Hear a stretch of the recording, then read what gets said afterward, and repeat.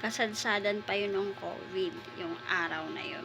So, yung kasadsadan ng COVID na yun, is ang liit pa lang ng bukol nung ininom niya, yung gamot na yun. Yung gamot na yun, nakalimutan ko kung anong gamot yun eh. Basta gamot na sinabi sa kanya na inumin niya para daw lumiit or may chance pa na mapatay yung cancer sa breast niya. Ngayon, ginawa yun ng nanay ko. Ininom niya yun. At nung mga 1 week, 2 weeks, ganun, meron ng nagtubo sa may dibdib niya na parang, alam mo yung bukol na meron siyang parang tubig-tubig sa loob. Ganun siya. Tapos, ang bilis talaga. Ang bilis ng araw nang nagdaan.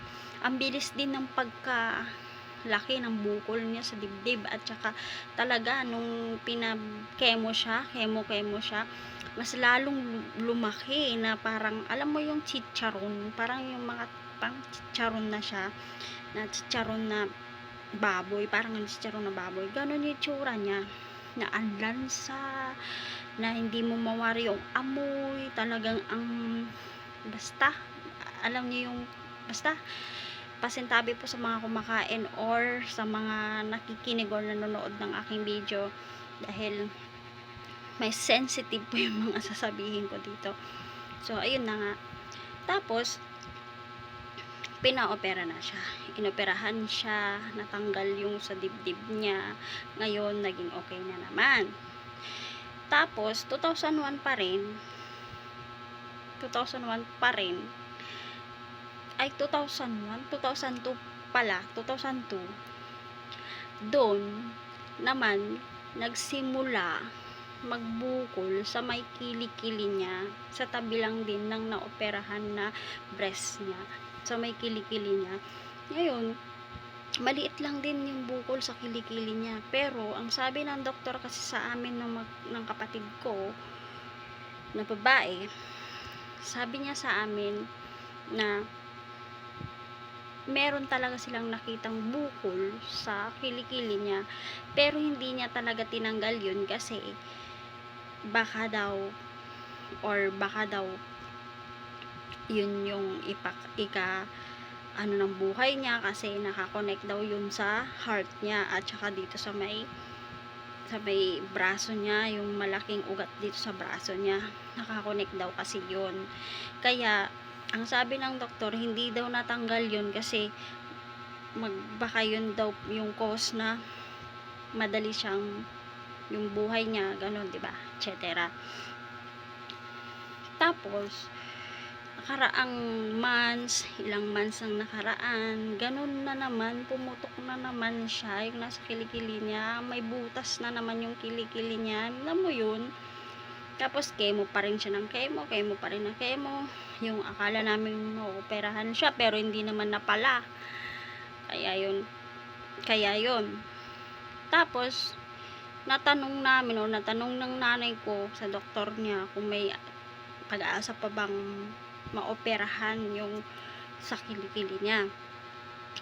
Pero ang sabi ng doktor sa kanya is, wala na daw talagang pag-asa na maoperahan pa yung nasa kilikili niya, kasi yun daw yung magiging cause na mawawala yung buhay niya kapag ginalaw yung nasa kilikili niya. It means to say, habang buhay yung ganong status sa kilikili niya. Kaya ang nararamdaman ko ngayon, kasi siyempre anak ako, kahit sinong anak mararamdaman yan sa magulang, yung makikita mo or malalaman mo yung nanay mo hindi na makaka-recover sa sakit or hindi na makakaano sa sakit yun para sa anak.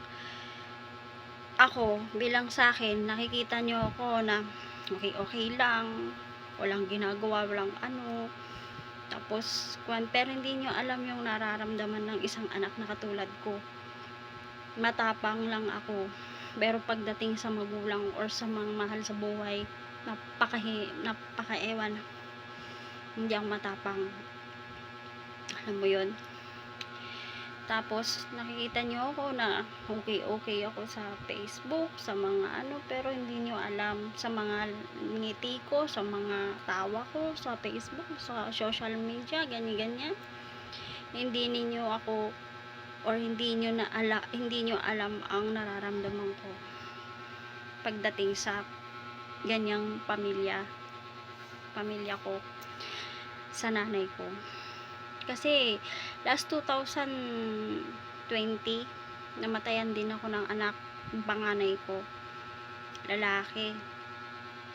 Kaya alam ko yung pakiramdam na mawalan ng anak. At ngayon, wag naman po sana alam mo yun, nabagsakan ka ng langit sa mundo, parang ganun, nabagsakan ka na napaka hinhin mo, parang wala kang buhay, parang ganun nararamdaman ko. Kaya ito nga yung kapatid kong lalaki, parang hindi niya tanggap yun, kasi alam ko hindi niya tanggap, kasi lakas niyang sabihin na ma-opera yun, tamad lang yung mga doktor, ganun siya. Pero pilit ko pa rin pinaiintindi sa kanya, or pilit namin pinaiintindi sa kanya na tanggapin niya lahat, kasi dito sa mundo meron talaga yung araw at oras na darating para sa'yo. Ngayon na nga. So ayun ang aking kwento ko. At by the way, nagpapasalamat ako sa lahat ng mga tumulong sa nanay ko, kamag-anak, pamangkin, pinsan, mga kapatid, mga tita, tito ng nanay ko, at mga kaibigan, at mga kakilala at mga hindi ko kakilala, or mga nakakilala ko pa lang ng tumulong sa nanay ko. Maraming salamat po sa inyong lahat. Gabayan po sana kayo ng Panginoon. God bless po sa inyong lahat. Taos puso po akong nagpapasalamat sa inyo, guys. God bless. Yun lamang po. Maraming salamat.